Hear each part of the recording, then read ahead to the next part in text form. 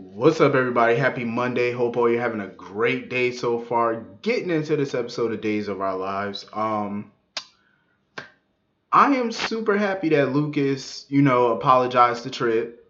If I was Trip, I probably would have been a little petty about it because that is that boy reputation that they trifle with. But you know what? Trip handled it like an adult. He handled it like with some class. He accepted the apology. You know what I mean? And he handled it with such grace, and I liked it. Because I'm pretty sure he's just happy to have this whole thing behind him. He's got everybody's respect back. He got his life back. His reputation is intact again. He can just move forward. But of course, everybody in that town is completely pissed off that the charges against Charlie were dropped. Like, the London police are not going to investigate this because Charlie's claiming that, oh, him and Allie had consensual sex. Bullshit. You ain't have no consensual nothing. She ain't willingly sleep with you. She was pissy drunk. And he forced himself on that girl. Charlie is enemy number one in that town right now. And when he was talking to Clear, sitting there talking about some, oh, it was consensual. Then he tried to come up with some bullshit talking about how Allie um, came on to him and wanted him. And he didn't want to tell Clear about it because he thought he was going to lose her because he had a one night stand with her cousin. I'm like, I really hope Clear is not believing this. And sure enough, she was not buying his bullshit. He was sitting there trying to sell wolf tickets, and she was not buying. And I was super happy. I said, "Thank you, Clear. You got some sense, and I like it." And when she tried to walk away from him, his monkey ass grabbed her wrist. Like, he aggressively grabbed her. Like, that boy got anger issues, and it shows all over his face. When he tries to he's how do I describe Charlie? He's basically like one of those guys from a Lifetime movie. You know how when you watch a Lifetime, and you know how Lifetime movie starts out with these couples. You know what I mean? Like, the guy meets the girl, he's charming, sweet, suave, all these things, and then when they get a little bit deeper into the relationship, that dickhead side start to come out. You know what I mean? He starts getting aggressive, start telling her where she can and can't go, what she can and can't wear, what to make for dinner. That controlling, aggressive behavior starts to come out of him. You know what I'm saying? Charlie gives off that vibe. Like, not only that vibe, but that's just his actions. Like, the way he grabbed her wrists and stuff, all aggressive. I say, That's how he works it. That's how Charlie plays it. He acts all Prince Charming, but then when it doesn't work and he doesn't get his way, you see the crazy come out. And that's exactly what he was doing. He was showing that crazy side. And I'm glad Ben showed up when he did and grabbed him and was like, stay the hell away from her. I love that. Ben is basically Clear as knight in shining armor lately, and I enjoy it. Um, Charlie, I definitely can see a whodunit. I can definitely see him being killed and somebody's being accused of it. He's definitely the next murder I think that's gonna happen in that town. Definitely. Um, and I felt bad for Allie, because she's not gonna get the justice that she deserves, and she's gonna have to relive this for the rest of her life because she was telling Marlena, like, every time she goes to sleep or tries to go to sleep and close her eyes, all she sees is Charlie assaulting her. That's all she sees is his face, and she doesn't think she's ever going to get over that, and she may not, but I think she's going to need some extensive therapy for a while, to kind of help her cope with this, because not only does she have to live with this for the rest of her life, one of these days she's going to have to tell her son about where he comes from, his conception, who his dad is, how it happened. Like, she's going to have to retell this story again.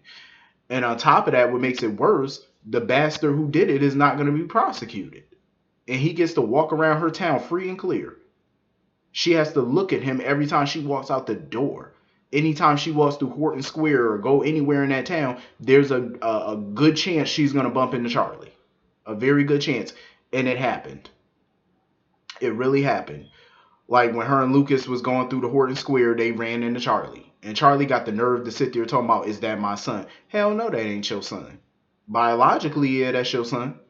But in every sense of the word, he's not your child. Go sit your ass down. And I was so happy when Lucas jacked him up. I was so happy. I mean, I don't want to see Lucas go to jail and get in trouble for assault, but I was so happy when he just jacked him up and threatened to beat his ass and kill him and stuff. I was happy. I said, good. That's what he need. Because I'm sorry, but if the authorities are not going to do nothing about this, I'm all for a little vigilante justice.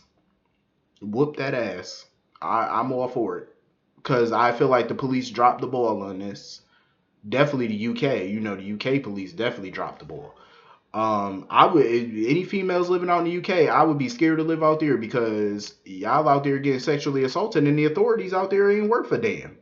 Look at what they're doing. They're not even investigating this. You know, the females that live out there should be scared. You know, because what if that happens to them? Then what? The charges are just gonna get dropped. Like that's ridiculous. They need to change their damn laws out there. You know, toughen up on their damn laws because that don't make no sense. Um, Charlie was looking at Lucas like he was gonna do something, balling up his face like he gonna fight back or he gonna do something. Lucas will beat your little ass, boy. Go sit down. Go have a sit down. I was so happy when Lucas jacked him up. That was like my favorite scene. I said that's what he deserved. Whoop that ass, Lucas. Like I just feel bad though, because Allie has to look at this boy every time she walks through that town. She gotta run into him. Um, but on another note though, is that the lame excuse they came up with for why Marlena and John weren't at Steve and Kayla's wedding? Food poisoning. That's the best y'all could come up with. Y'all could have did better, writers. Come on now, Steve. John and Marlena should have been at that damn wedding. They definitely should have been there. I understand Daisy's on a tight budget and whatnot, and they don't want to put too many people, you know, especially with COVID and the budget and all that stuff. I get it, but food poisoning, and then it's bad enough Joey and Stephanie weren't at their parents' wedding. Like I'm like, damn, they ain't really have nobody at the damn wedding. I think except for Abe and Trip. I think that was it. I was like, well, damn, do better, Days. Do better with y'all weddings. So anyway, Sierra is pretty much in desperate need at this point. She needs some rescuing. She managed to call Ben, but there was a lot of static on the phone, so Ben couldn't really hear her. But he knew it was her on the phone, though. He definitely knew. Um, Rhodes is kind of scary to me because I don't like calm people. And when he was talking to Sierra, like, oh, um, when he found out that she had that phone, and he told her basically not to pull another stunt like that or whatever. He was talking to her very calmly. I don't like people who are angry, but they're talking to you in a calm way. That creeps me out. Like, that makes them that much more scarier when they're that calm. Because that means it's not going to take much for them to unleash holy hell on you. You know what I mean? Like, so I was like, Sierra, you in danger, girl. You in danger. Somebody need to come get you. And of course, Rhodes is working with Orpheus. Why? I'm not surprised. Orpheus always has his hand in something. Um, but is anybody gonna call Hope about this new development? Like, is Ben gonna try to reach out to Hope? Because I know Hope ain't probably coming back unless they recast the character, which I don't really see them doing. I mean, it's possible, but I don't see them doing it. But somebody need to let Hope know what's going on. And of course, when Ben was telling Claire about this, Claire it was skeptical as shit. She was like, "Nah, I don't think you heard Sierra. I think you wanted to hear Sierra. Like, you know how people try to placate you. That's pretty much what Claire was doing." But Ben was adamant. He was like, "Nah, that's Sierra." He was like, "I know it was her."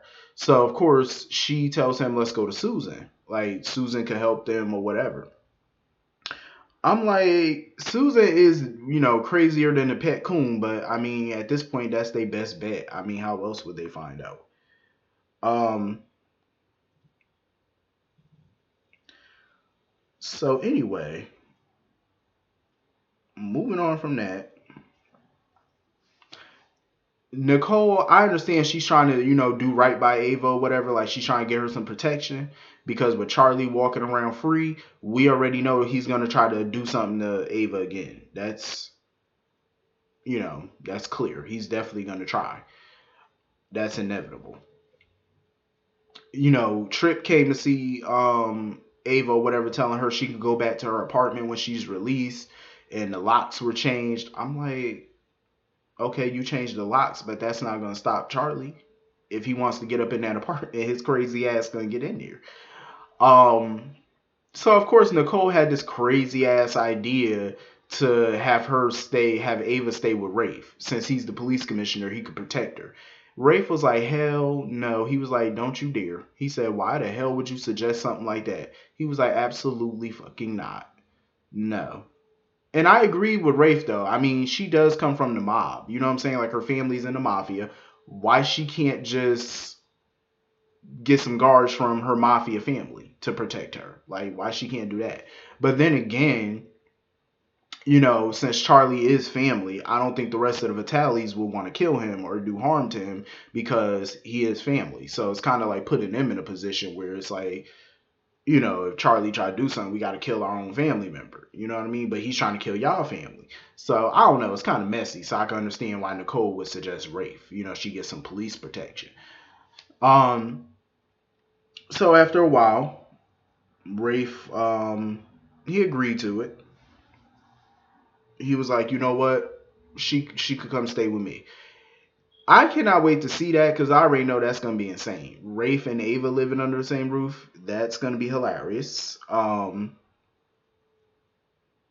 But Nicole also seen it as a good thing because she felt like maybe Rafe could be a good influence on Ava. I doubt it, but it's worth a shot, I guess. Um, it is worth a try. You never know. He might be a good influence. But this was a pretty good episode. Hit the comment section. Let me know what y'all thought about this episode. I will see y'all all later. Peace.